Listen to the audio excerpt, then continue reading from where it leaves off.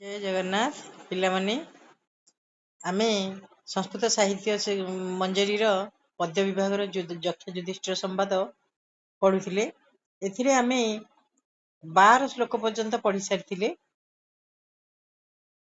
12 श्लोक पर्यंत पढ़ी जे आमे काहाकू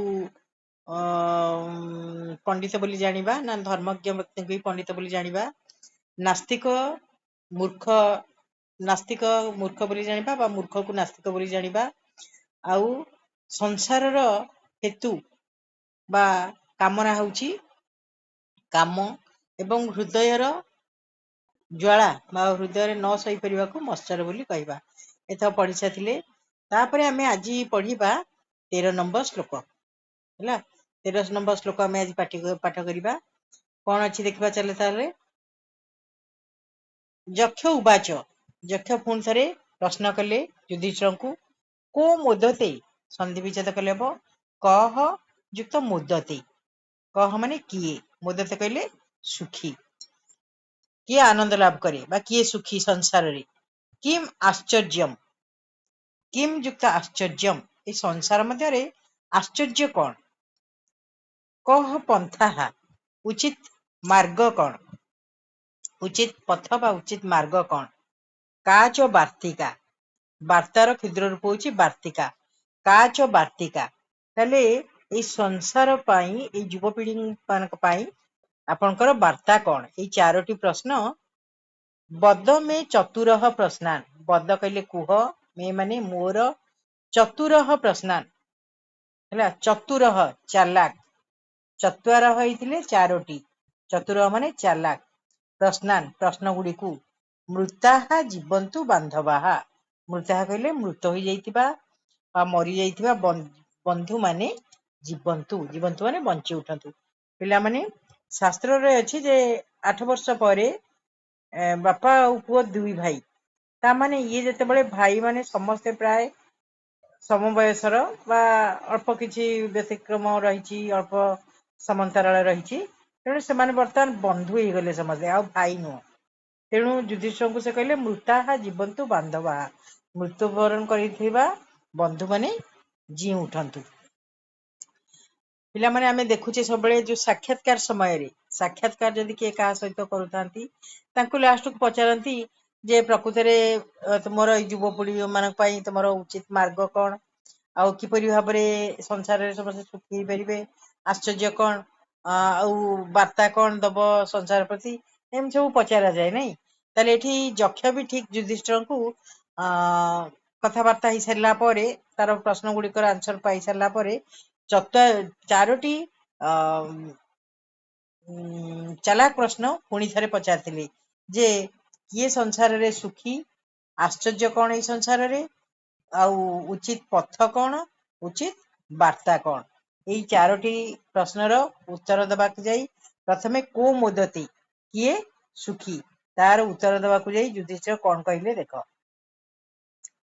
युधिष्ठिर उवाच युधिष्ठिर कहले पंचमे अहनि षष्ठे बा साकम पचति जो गृहे अनृणी चाप्रवासी च स बारिचर मुदते पिला माने एठी बारिचर किए बारिणी चरती जह बारिचर उपपद तत्पुरुष समास आ एठी संबोधन चिन्ह अछि तेणु एकु विभक्ति निर्णय कले आमे कहबा संबोधने प्रथमा ताले एठी बारिचर किए हमर ना यक्ष बक रूपी यक्ष पिला माने फास्ट रु कहैछि यक्षर रूप किपरि अछि बक बग से अभिशाप पाई जन्म होइतिला सेही अंधका सरबार निकट रे नहीं ताले सेही बारिचर माने एठी यक्ष जो बक ताले संबोधन चिन्ह अछि ता माने युधिष्ठिर ताकू संबोधन कले हे बारिचर पंचमे अहनि अहनि अहनि माने दिन रे हैला ताले पंचम दिन रे कहले आमे स्थान कालाधिकरण सप्तमी पंचमे अहनि अर्थात पंचम दिन रे षष्ठे बा माने अथवा षष्ठ दिन रे बुझिला ताले आमे साधारणतः ମାସକର ପଞ୍ଚମ ଅଥବା ଷଷ୍ଠ ଦିନ, ନା ସପ୍ତାହର ପଞ୍ଚମ ଅଥବା ଷଷ୍ଠ ଦିନ, ନା ବର୍ଷକର ସପ୍ତାହ ଅଥବା ପଞ୍ଚମ ଅଥବା ଷଷ୍ଠ ଦିନ, ନା ନିହାତି ସପ୍ତାହର ପଞ୍ଚମ ଅଥବା ଷଷ୍ଠ ଦିନ ହବ, ନାଇଁ କି? ତାହେଲେ ଶାକମ୍ ପଚତି ଯୋ ଗୃହେ, ପଚତି ମାନେ ରନ୍ଧନ କରେ। ଆଚ୍ଛା, ରନ୍ଧନ କରିବା ଅର୍ଥ କଣ? ରନ୍ଧନ କଲା ମାନେ ତ ଆମେ ଖାଇବା ନା। ତାହେଲେ ଶାକମ୍, ଶାକମ୍ ମାନେ ଶାଗ। ଆଚ୍ଛା ପିଲାମାନେ, କଣ ଶାଗ ଖାଲି ଖିଆଯାଏ? ଆମର ନିହାତି ଶାଗ ସହିତ ଅନ୍ନ ଖିଆଯାଏ। ତେଣୁ ସାକାର୍ଣ୍ଣ ବୋଲି ଆମେ ଏଠି ବୁଝିବା ଶାଗ ଆଉ ଭାତ ହେଲା। ଇଏ ହଉଛି ସବୁଠାରୁ ସାଧାରଣ ଖାଦ୍ୟ, ଯାହା ଦ୍ୱାରା ଆମକୁ କଣ ବେଶୀ ବ୍ୟୟ କରିବାକୁ ପଡିନଥାଏ। ଯୋ ଗୃହେ, ଯୋ ଗୃହେ କହିଲେ ଜହ ଯୁକ୍ତ ଗୃହେ, ଜହ ମାନେ ଯିଏ, କର୍ତ୍ତରୀ ପ୍ରଥମା, ଗୃହ କହିଲେ ସ୍ଥାନାଧିକରଣୀ ସପ୍ତମୀ।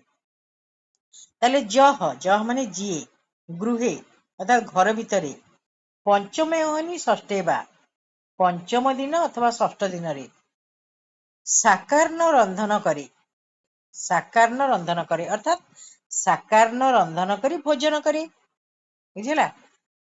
କିନ୍ତୁ ଅନୃଣୀ, ଅନୃଣୀ ମାନେ ନ ଋଣୀ, ନୟ ତତ୍ପୁରୁଷ ସମାସ, ଚାପ୍ରବାସୀ, ଚ ଯୁକ୍ତ ଅପ୍ରବାସୀ, ଚ ମାନେ ଓ, ଅପ୍ରବାସୀ ମାନେ ନ ପରବାସୀ, ମାନେ ପରବାସୀ ହୁଏ ନାହିଁ, ପରଦେଶୀ ହୁଏ ନାହିଁ।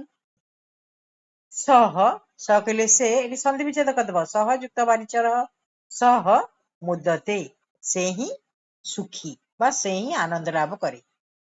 ପିଲାମାନେ, ଆମେ ଗୋଟିଏ କଥା ଦେଖିବା, ସାଧାରଣତଃ ଆମ ପରିବାର ମଧ୍ୟରେ ଯଦି କେହି ଚାକିରିଟିଏ କରିଥାନ୍ତି, ତାହେଲେ ମାସ ଶେଷକୁ ଯେତେବେଳେ ପଇସା ପାଆନ୍ତି, ସେତେବେଳେ ପ୍ରଥମ ଦିନ ଆଗ କିଛି ଭଲ ମନ୍ଦ ଗୁଡ଼ିଏ କିଣି ନେଇ ଆସନ୍ତି, ନାଇଁ?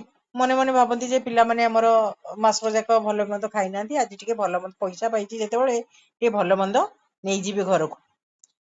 ତେଣୁ ଭଲ ମନ୍ଦ ଆଣିଲା ବେଳକୁ କିଛି ଅଧିକ ଅର୍ଥ ବ୍ୟୟ ହେଇଯାଇଥାଏ। ଘରକୁ ଆସିଲା ବେଳକୁ କିଛି ଧାର ଉଧାର ଥାଏ, ସେଗୁଡିକ ସୁଝା ହେଇଯାଏ। ତେଣୁ ଖର୍ଚ୍ଚ ଟା କମି ଆସେ।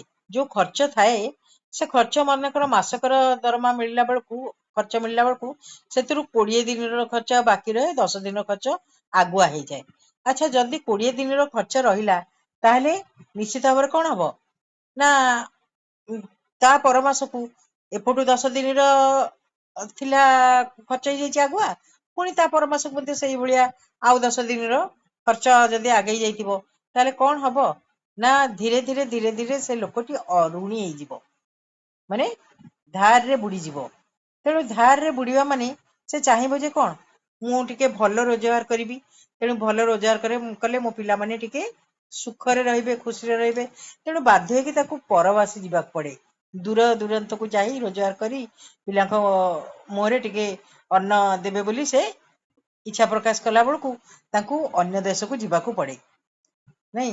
ଏହା ଦ୍ଵାରା ସେ କଣ ହୁଅନ୍ତି ନା, ନିଜ ପରିବାର ଠାରୁ ଦୂରେଇ ରୁହନ୍ତି।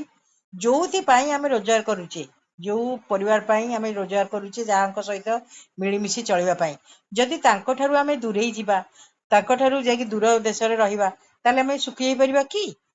ନୁହେଁ। ତେଣୁ ତା ପରିବର୍ତ୍ତେ ଆମେ ଆଗୁଆ କଣ କରିବା, ବରଂ ସପ୍ତାହରୁ ଆମେ ସଚେତନ ରହିବା। ପଞ୍ଚମ ଅଥବା ଷଷ୍ଠ ଦିନରେ ବରଂ ଶାଗ ଆଉ ଭାତ ରାନ୍ଧିକି ଖାଇବା, ଯାହା ଦ୍ଵାରା ଆମର ଟିକେ ଋଣ କମିଯିବ। ତେଣୁ ଆମେ ଋଣ କରିବା ନାହିଁ, ହେଲା। ଋଣ କମିଗଲେ ଆମକୁ ଋଣ କରିବାକୁ ପଡିବନି ଆଦୌ।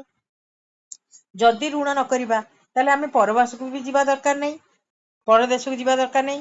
ଯୋଉଠି ରହିବା, ପରିବାର ପାଖରେ ରହିବା, ଅଳ୍ପ କିଛି ରୋଜଗାର କଲେ ମଧ୍ୟ ଶାନ୍ତିରେ ରହିବା, ହେଲା। ତାହେଲେ ଆମେ ଯଦି ଋଣ କରିବା ନାହିଁ କି ପରଦେଶକୁ ଯାଇବା ନାହିଁ, ତାହେଲେ ନିଶ୍ଚିତ ଭାବରେ ଆମେ ସୁଖୀ ହବା। ତାହେଲେ ଯଦି ପ୍ରଥମରୁ ଜଣେ ଲୋକ ସାବଧାନ ହେଇଯାଏ, ସଚେତନ ହେଇଯାଏ, ସେ କଦାପି କଣ ହୁଏ ନାହିଁ, ଋଣୀ ହୁଏ ନାହିଁ, କି ନିଜ ପରିବାର ଠାରୁ ଦୂରରେ ରହେ ନାହିଁ, କି ଦୁଃଖରେ ରହେ ନାହିଁ। ସେ ସୁଖରେ ହିଁ ରହିପାରିବ, ବୁଝିହେଲା। ତାହେଲେ ଯିଏ ପଞ୍ଚମ ଅଥବା ଷଷ୍ଠ ଦିନରେ ସାକାର୍ଣ୍ଣ ରନ୍ଧନ କରି ଭୋଜନ କରେ ଗୃହ ମଧ୍ୟରେ, କିନ୍ତୁ ଋଣ କରେ ନାହିଁ କି ପରଦେଶକୁ ଯାଏ ନାହିଁ, ଏ ବାରିଚର, ସେ ହିଁ ଶାନ୍ତି ଲାଭ କରେ। ବୁଝିହେଲା ପିଲାମାନେ? ଦିନର ପଞ୍ଚମ ଅଥବା ଷଷ୍ଠରେ ନୁହେଁ, କାରଣ ଗୋଟେ ଲୋକ ଯଦି ଦିନର ପଞ୍ଚମ ଅଥବା ଷଷ୍ଠ ଭାଗରେ ଯଦି ଶାଗ ଖାଇବ, ଆଉ କେତେବେଳେ ସେ ଅଲଗା ଜିନିଷ ଖାଇପାରିବ, ଭଲ ଜିନିଷ କଣ ଖାଇପାରିବ? ତେଣୁ ସପ୍ତାହର ପଞ୍ଚମ ଅଥବା ଷଷ୍ଠ ଦିନରେ ଯିଏ ସାକାର୍ଣ୍ଣ ରନ୍ଧନ କରି ଭୋଜନ କରେ କିନ୍ତୁ ଋଣ କରେ ନାହିଁ କି ପରଦେଶକୁ ଯାଏ ନାହିଁ, ହେ ବାରିଚର ସେ ହିଁ ସୁଖୀ ଏ ସମାଜରେ ବୋଲି କିଏ କହିଲେ? ଯୁଧିଷ୍ଠିର କହିଲେ, ମତ ଦେଲେ। ବୁଝିହେଲା ପିଲାମାନେ?